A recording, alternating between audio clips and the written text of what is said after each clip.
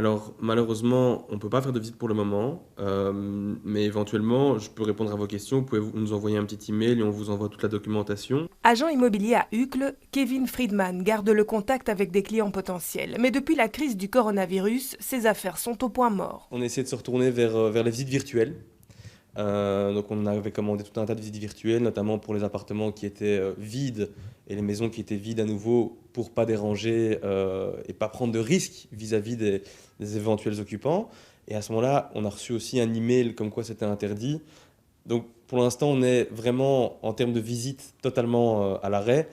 Plus de visites possibles, plus de déplacements de clients et pas une seule aide régionale en vue. Pas obligées de fermer, les agences immobilières ne sont pas reprises dans la liste des secteurs éligibles pour les primes. Pour Kevin, c'est la douche froide.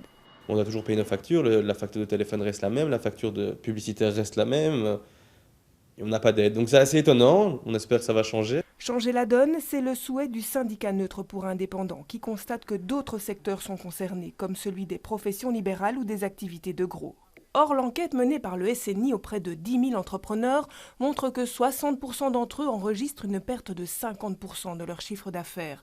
Les 40% restants vont jusqu'à 75%. Globalement, on estime qu'un grand nombre a encore 3 semaines de réserve, je dirais, pour tenir financièrement face à la situation. Mais c'est la raison pour laquelle le SNI demande vraiment, en plus des premières mesures qui ont été prises, c'est-à-dire le droit passerelle sur le plan fédéral et également des primes régionales, tant bruxelloises que wallonnes, de donner un ballon d'oxygène à l'ensemble de ces petits indépendants qui, de facto, ne sont pas dans des secteurs obligatoirement obligés de fermer, mais tout simplement parce qu'il n'y a plus de clients, ils ne peuvent plus se déplacer, doivent fermer ou n'ont plus d'activité. Un appel à l'aide est aussi lancé aux communes pour qu'elles abolissent exceptionnellement leurs taxes, avec un seul but, éviter que toutes ces entreprises ne ferment définitivement leurs volets.